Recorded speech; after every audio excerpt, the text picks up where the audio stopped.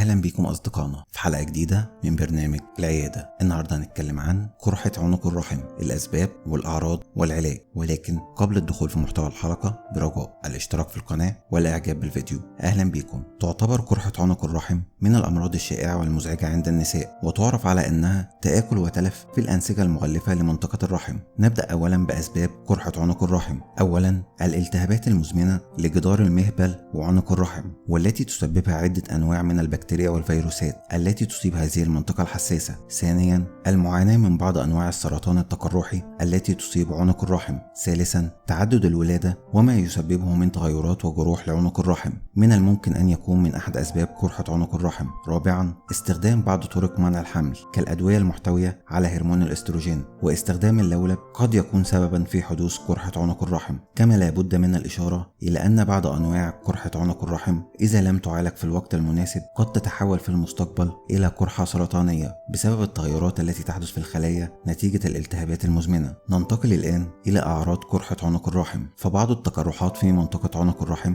يتم اكتشافها صدفة خلال الفحص المهبلي الروتيني دون أن تكون هناك أعراض تشكو منها السيدة التي يتم فحصها. ولكن الكثير من النساء التي تعاني من قرحة عنق الرحم تشكو من الآتي: أولا إفرازات مهبلية غير طبيعية لونا ورائحة وكثافة، وتحتوي على إفرازات دموية في بعض الأحيان. ثانيا نزيف مهبلي بسبب تآكل الأوعية الدموية التي تغذي منطقة عنق الرحم، وقد يكون هذا النزيف تلقائيا في غير مواعيد الدورة الشهرية، وقد يحدث بعد العلاقة الزوجية. ثالثا آلام في الظهر بسبب وصول التقرح إلى الأعصاب، وهذا أحد الأعراض المتأخرة لقرحة عنق الرحم. وقد تسبب قرحة عنق الرحم إفرازات غير طبيعية تؤثر سلبا على نشاط الحيوانات المنوية للزوج خلال وجودها في مهبل الزوجة بعد القصف، وهذا مبرر يؤدي إلى تأخير الحمل ومشاكل في الإنجاب. والجدير بالذكر أن قرحة عنق الرحم لا تؤثر على الحمل بشكل كبير، ولكن من الممكن أن تعيق الحمل إلى حد ما ولا ينتج عنها إجهاض أو وفاة للجنين كما يبالغ البعض، إنما قد ينتج عنها بعض النزيف الخفيف خلال الحمل. ننتقل الآن إلى طرق تشخيص قرحة عنق الرحم. أولا استعمال السونار في تشخيص قرحة عنق الرحم، ولكن يتم تشخيصها عن طريق الكشف السريري الذي يقوم به استشاري أمراض النساء والتوليد.